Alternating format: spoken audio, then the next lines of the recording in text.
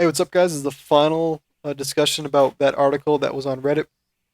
And next question: will Modern Warfare 3 have long-term support after release? A big problem that a lot of people have with Modern Warfare 2 is that there was hardly any support. I think they patched the 1887s, did some stuff against hackers, but there were so many bugs left in that game that a lot of people were left unhappy with the final result. And what Robert Bowling says is yes, there has been an extremely major focus for us after Modern Warfare 2, and we've spent the last 2 years building our infrastructure in a way that will allow us to extend our post launch support, increasing not only frequency if needed, but speed of them as well as how we can expand the ability to hotfix and playlist updates to address concerns when possible while an, while an, while and full really while a full patch goes through the certification process. He says grammar's ridiculous. So basically, what he says is they're acknowledging that and they're optimizing everything for better post game support. Now, what do you guys think about that? Well, it needs to be done. After what happened in Modern Warfare 2, I don't think anyone would be willing to just go out and buy this game if they didn't say they were going to support it afterwards. Because Modern Warfare 2 was just terrible for all the bugs and the elevator glitches, all the hacks, lag switches, and all that stuff. I say any kind of post-release support they're willing to give to the game is an advantage. So the more post-release support they give, the better. Basil? I'm for me after MW2, it's really they've got a lot to prove. You know, I mean, to me right now it's just words. Oh yeah, we'll be there to support it. You know, but I don't know. They've got a lot of making up to do after MW2 for everything that still goes on in that game. It's like they've completely given up on that. So, I mean, I'm sure post release, you know, for that, I'm thinking for a good month maybe. You know, they'll be like, oh yeah, we'll patch that, we'll patch this, and then after that, it's gonna be they release 2 DLCs, and we'll see if they keep patching everything. You know. Another thing we gotta look for is, especially after Black Ops, where Treyarch spent so much of their time trying to patch stuff up and make the game better. Yeah, for me, I mean, that's the biggest deal breaker. If they're not focusing on post game support, then I'm not interested in the game. Okay, next question. Will there be theater mode in Modern Warfare 2 or Modern Warfare 3? And he says yes, some version of theater mode will be in there. You guys happy about that? Glad to see that making a return? Absolutely. Yeah, I can't see anybody complaining about that. The greatest addition to the game, bar none, is theater mode. Because if anything, it just gives people more of an opportunity to experience the game, even if they're not playing the game. I can say this much, it probably makes Gorilla's job a lot easier with Yeah. recording gameplay and stuff like that. Well, it makes it so I don't always have to record live, but sometimes theater mode doesn't work. I've lost a lot of games actually, relying on theater mode, like hosts, dashboard, and stuff like that. Yeah, I mean, I can't imagine anybody being upset that theater mode is making a return. Will the graphics, animations, and audio be updated more before launch? He said, absolutely. The game is far from finished. We still have till November minus certification. For example, most audio at this stage is temp and not mixed properly yet, including all dialogue. One of the things I've heard about is in the demo they said they're really putting a lot more emphasis on the audio, which I know a lot of people were kind of upset with Black Ops. They didn't think the audio was nearly as good as Modern Warfare 2. I actually agree with that statement. And to hear that they're enhancing the audio in Modern Warfare 2 is pretty cool. But what do you guys think?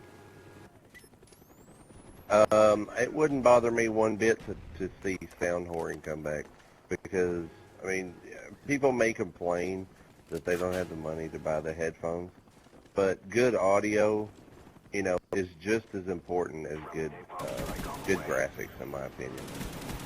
Yeah. It just adds to the immersion of the game.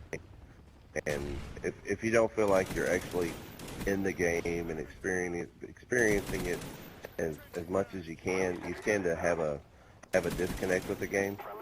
So the more immersion they add to the game, the better. What do you think, GMC?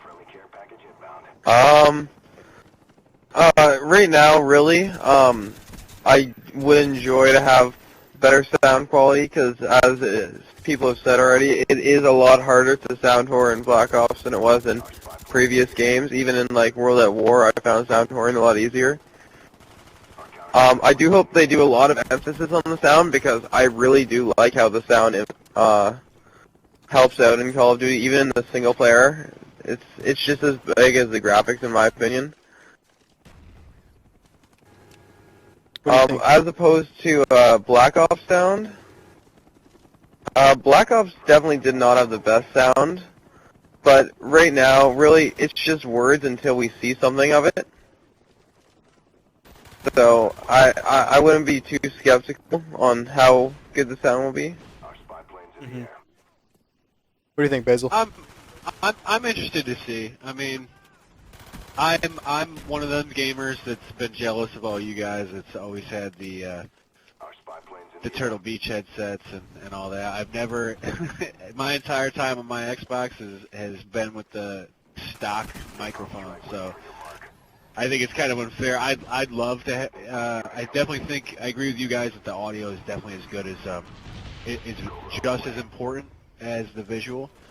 But I have never experienced the true sound of really any video game, only because I haven't had the equipment to do so. But I definitely agree that it is a vital part of any video game. It makes a difference. Now, this last part, I'm not going to read questions. I'm going to just throw out some information to you guys. They're working really hard to keep the game 60 frames per second on everything, multiplayer and across all platforms. A lot of people were complaining about on PlayStation 3 wasn't 60 frames per second. They're removing dive to prone. They're getting rid of that. You can go back to the normal run into a drop shot. So they're getting rid of dive to prone. Let's see what else. They're adding a lot more recoil. Well, not a lot, but they are adding more recoil to guns. That was one of the things that people were complaining about. They're adding recoil to guns. They've reduced the knife lunge in general, and they removed commando. What else? They've adjusted explosives in such a way that they feel it can no longer be used as a primary, and it can be viewed as a support weapon now. So what else? Anything else? Yeah, those are the big things on there. So what do you guys think about that little list of other information that was confirmed? I think the increased recoil is good. I also noticed, I don't know if it's been confirmed or not, but it looks like they may have ramped up muzzle flash as well, which is an aspect that's of Battlefield. I was looking. Oh, Yeah. it's better.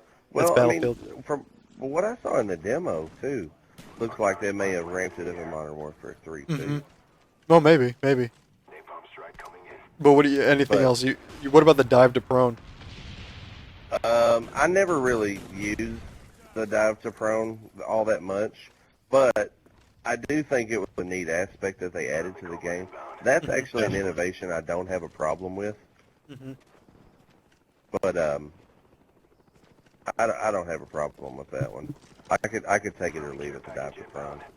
Yeah. What do you think, GMC? Got about a minute. I could really care less about the dive to prone. It is kind of fun to use every once in a while, diving off random stuff and just jumping down and killing people. On the other hand, just how they phrased it, because I'm assuming you were reading that in his words, it seems more like he's actually talking about taking Modern Warfare 2 and just changing that, which in my mind is basically saying they're not really going to add anything to it, they're just taking Modern Warfare 2 and improving it. And I think, really, if they want to do that, they could just patch Modern Warfare 2. Mm-hmm. And what do you think, Basil? No, I'm here. I don't know. It's hard to say. Well, I guess what I'll say is everything he mentioned that last part I'm glad to hear. I'm glad they're reducing knife lunge. I'm glad they got rid of commando. I'm glad they're adding recoil to all the guns. I actually like dive to prone. I don't use it all the time. In fact, I probably will benefit from not having dive to prone. But I liked it. It was fun. It was cool to just run around and jump. But it was something new that no other Call of Duty game had done. So, yeah. I mean, it was definitely a fun thing to exploit and to use.